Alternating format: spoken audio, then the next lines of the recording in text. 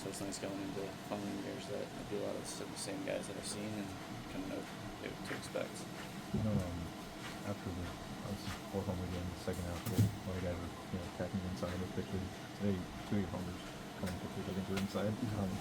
How was that, I guess, adjustment in like just kind of figuring out how pitches were attacking you and kind of having success against that now? Yeah, I think it's a day-to-day type of thing, especially with those guys that I've had a lot of success with. They're not going to go back to the well. They're going to change things up and try to figure out different ways to get me out. They did a pretty good job the first 2 days. I've got really good arms all 3 days.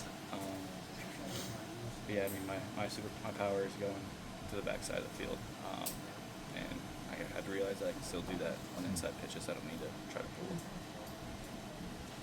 What's that been like knowing that you have these great pitchers that are actually throwing everything at you? Because I know it's a big sign of maturation.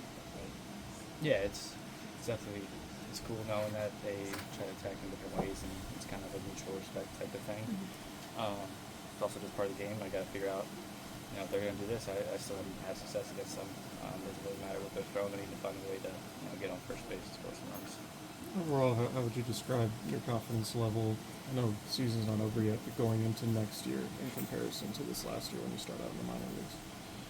Yeah, I mean, you never really know what to expect when you get to the big leagues. What it's going to be like, if you're going to be able to do the same things that you've kind of done your whole life. It's a whole different game. Knowing that I've had success and can do it, and obviously there's a different type of confidence that comes with that, and it's just go from not knowing to doing it. What's your confidence level playing first? You've looked pretty good over there this year at big league level.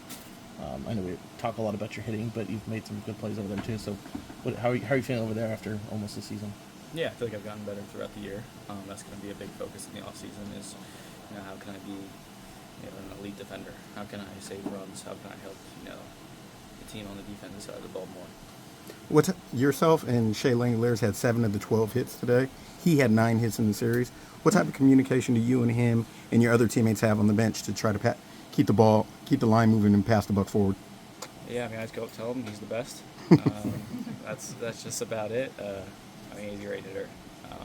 Not much to say about him. Just doing what he does, and he's really fun to watch.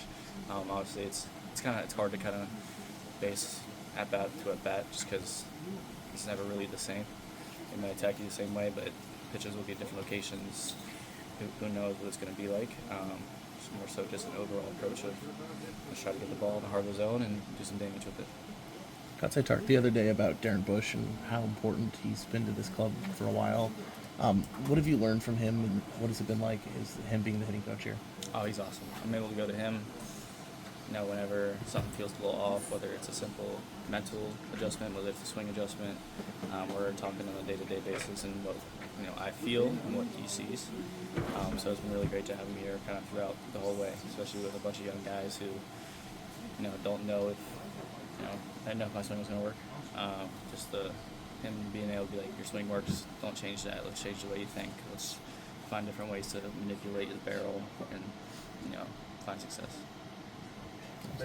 Appreciate it. Thank you.